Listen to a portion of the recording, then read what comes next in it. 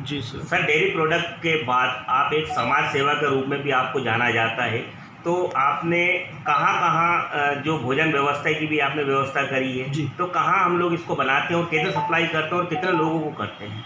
हमारी कंपनी के सीएसआर में ना एक कोलार में किचन बनाया गया है, एक हाइजीन किचन है। उसके अंदर डेली 2000 लोगों का खाना बनाया जाता है और ये लगभग 3 साल से आज हम कर रहे हैं। और खाना बना कर के लगभग 5 बजे गाड़ियाँ निकलती हैं बाँटने के लिए। वो 1100 क्वार्टर से लेकर के हमीदिया हॉस्पिटल तक और हमीदिया रेलवे स्टेशन तक बाँटती हैं गाड़ियाँ। रेगुलर सर्विस है 365 दिन आज तक, कभी भी हमने एक दिन का गैप नहीं किया है। खाने में 7 दिन का जो है मेनू अलग रहता है। आज जैसे गुरुवार है तो गुरुवार को आज देसी घी का हलवा और खिचड़ी रहती है और बाकी 3 दिन पनीर की सब्ज़ी रहती है। एक दिन कढ़ी चावल रहता है या दाल चावल रहता है। और बाकी फैक्ट्री पर भी हमने सीहोर में एक गौशाला खुली हुई है जहाँ 150 गाय हैं जो निराश्रित रहे, जो रोड पे रहती हैं, जिनका कोई नहीं है, उनको हमने आसरा दे करके एक गौशाला चला रहे हैं आज लगभग 2-2.5 साल से। और उसको भी हम और एक्सटेंड कर रहे हैं, एक नई गौशाला बना रहे हैं जिसमें और 150 गाय लगा। सर, आप इसको गायों को जैसे रोडों पर बैठी रहती है तो उनको आप ले जाने की व्यवस्था कैसे करते हैं? गाड़ी है हमारे पास और उसके लिए नगर पालिका से परमिशन लेते हैं।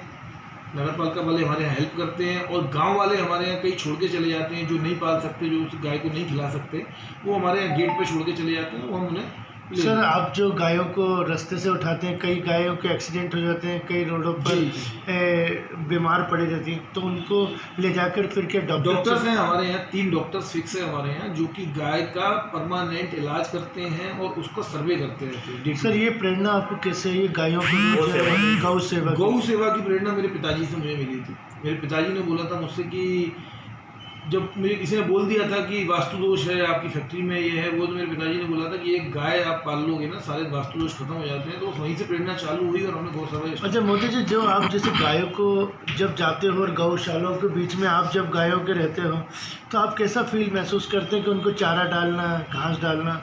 बस तब ऐसा लगता है कि जीवन में शायद कुछ अब सही काम कर रहे हैं। बाकी तो ज़िंदगी में हर आदमी खाने के लिए पैदा हुआ है और खाता है, अपने लिए कमाता है, लेकिन जब वो काम करते हैं या खाना बना करके जब खुद बांटने जाते हैं तो एक आत्मसंतुष्टि मिलती है। सर, मोदी जी, आप जो गौशाला के लिए कार्य कर रहे हैं, इसमें यदि किसी व्यक्ति को अपनी गाय आपके गौशाला तक पहुंचाना है और वो नहीं आ पाता, तो क्या आप इस सेवा के लिए आपकी जो गाड़ियाँ हैं आप अपना नंबर प्रोवाइड करना चाहिए? जी, बिल्कुल करना चाहिए। आप मेरा नंबर लेकर के दे सकते हैं। कहीं अगर कोई ऐसी गाय है जो बेचारी परेशान है, उसका इलाज नहीं हो रहा है या वो कहीं पड़ी है या उसका कुछ हो गया है, उसे खाना नहीं मिल रहा है, कोई पाल नहीं पा रहा है, तो आप बिल्कुल फ़ोन कर सकते हैं और मेरी गाड़ी आकर के रिसीव करके ले जाएगी, उसका पूरा इलाज। सर, गौशाला का नाम क्या रखा है आपने? गौशाला का नाम जयश्री गायत्री गौशाला। अच्छा, और सर जो अपन जो किचन चला रहे हैं, भोपाल के सभी गरीबों को आप भोजन करा रहे हैं और 2000 लोगों को, तो उसको आप सर उसको किस नाम से चलाते हैं? वो अभी गांधी आलय के नाम से चलाते हैं। और सर ये आप अपने खुद के कंपनी के कंपनी के सीएसआर को। ठीक है, थैंक यू सर। विदेशों तक पहुंच रहा है, तो सर ऐसी कौन सी क्वालिटी आप मेंटेन करके चल रहे हैं जो अपना विदेश में जाता है और इतने दिन तक हाई टेम्परेचर में जो बनाते हैं आप, ये टेक्नोलॉजी कहाँ से लेकर आए? ये टेक्नोलॉजी विदेश की है, जर्मनी की टेक्नोलॉजी है। इसको बोलते हैं IQF। IQF का फुल फॉर्म होता है इंडिविजुअल क्विक फ्रीजर, जो कि तुरंत पनीर को फ्रीज कर देता है -18 डिग्री पे। तो ये जब पनीर बनता है, पनीर बनने के बाद इसके क्यूब कटते हैं, क्यूब कटने के बाद ये IQF किया जाता है और IQF करने के बाद इसको हम पैक करते हैं। और जब ये यहाँ से जाता है विदेश के लिए तो ये रेफ्रिजरेटेड कंटेनर में जाता है जिसका टेम्परेचर -18 होता है, इसलिए इसकी सेल्फ लाइफ 1 साल होती है। अच्छा, पनीर की सर कितनी क्वालिटियों में जो आप बताते हैं कि मसाले वाला भी होता है और ये चिकन पनीर टिक्का वगैरह मिलता है, इस टाइप की कितनी वैरायटी हैं अपने पास? वैरायटी हमारे पास कुछ 3-4 वैरायटी हैं। जैसे हमारे पास एक मैरिनेटेड पनीर है जो पनीर टिक्का के लिए लगाया जाता है, जो कि टिक्का पनीर है, आपने लिया और माइक्रोवेव में डाला और डायरेक्ट आप इसे यूज़ कर सकते हो। और एक फ्रेश पनीर है, एक हमारे पास फ्राइड पनीर है कि फ्राइड पनीर आपने लिया फ्रोजन, थो किया और सीधा अपनी सब्जी के लिए यूज़ कर लिया, डिश के लिए, जिसके लिए। सर 24 कंट्रियों में अपना पनीर जा रहा है और मतलब अपने भोपाल के लिए बहुत बड़ी सौभाग्य है कि अपना इंडिया का, भोपाल का माल बाहर जा रहा है। तो ऐसी आपने अभी तक गांव से सीहोर ज़िले से आपने प्रोग्रेस की है और आप विदेशों तक पहुंचे हैं, इसमें सर क्या राज है?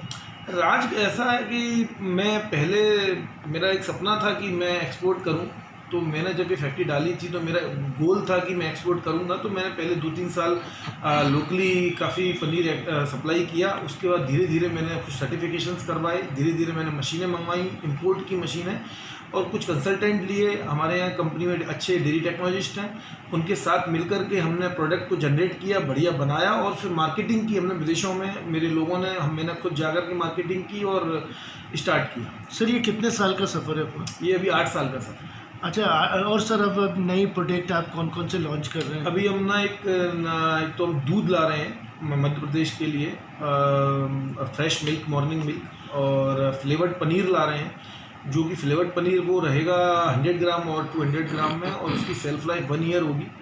वो फ्लेवर्ड होगा, उसके अंदर 6 फ्लेवर के पनीर होंगे। अच्छा सर, रेट जो रहते हैं अपने जो रिलायंस फ्रेशर और इनमें जो बिकते हैं, और अपने रेटों में और इनमें क्या फ़र्क रहता है?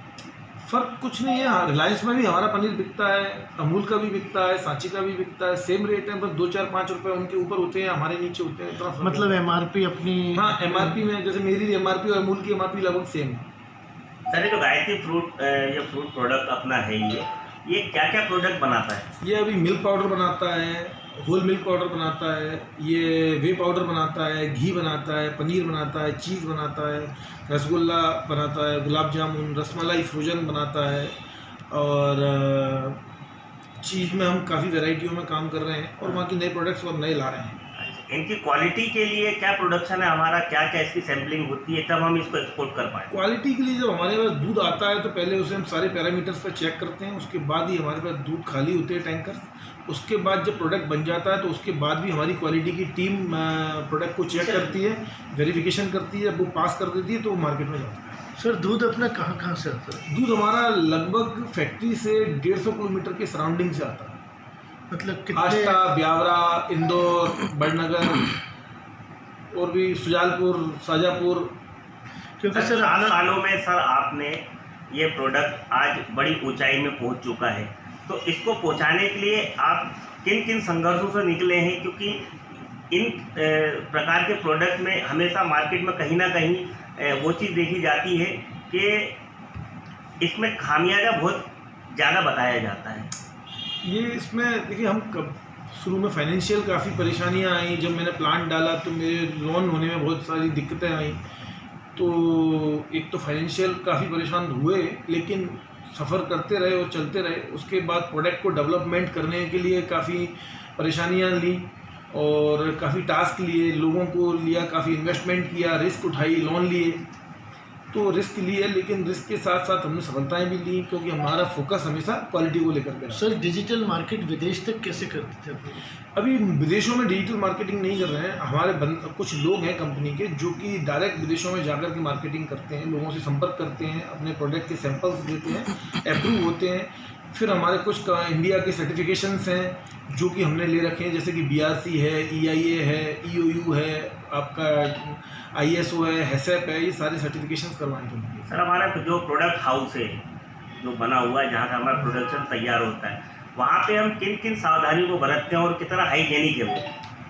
हाइजेनिक वो कितना है उसको मैं आपको ऐसे नहीं बता सकता हूँ, क्योंकि हाइजेनिक आप ऐसे समझ लो कि मैं न्यूजीलैंड जैसी कंट्री के अंदर एक्सपोर्ट कर रहा हूँ, तो आप वहाँ समझ सकते हो कि वो कितना हाइजीन होगा, कि जो कंट्री एक्सेप्ट कर रही है हमारे प्रोडक्ट को। सर जो मशीनें आपने लगाई हैं और आपने बताया था कि सारी विदेश की मशीनें हैं, जो टेक्नोलॉजी उससे हम बहुत हाई उसको टेम्परेचर दे के प्रोडक्ट को अच्छे से अच्छा क्वालिटी में बनाते हैं। सारी मशीनें जर्मनी की हैं, इटली की हैं, फ्रांस की हैं। उनको जैसे अभी हम फ्लेवर्ड पनीर बना रहे हैं, उसकी सेल्फ लाइफ 1 साल है, तो उसको हम इन्फ्यूज्ड स्पाइसेस डाल रहे हैं, लेकिन उसके अंदर कोई भी सेल्फ लाइफ बढ़ाने के लिए कोई केमिकल नहीं डाल रहे हैं, उसको हम रिटॉर्ट कर रहे हैं, स्टरलाइज कर रहे हैं। तो जो स्टरलाइज करने के लिए स्टरलाइजर है वो भी फ्रांस से लिए हुए हैं। अच्छा, कितना सस्ता पनीर है सर? जो चीज़ हुई है कितने मतलब छोटे से छोटा व्यापारी और छोटे से छोटा अपना कंज्यूमर ले सके?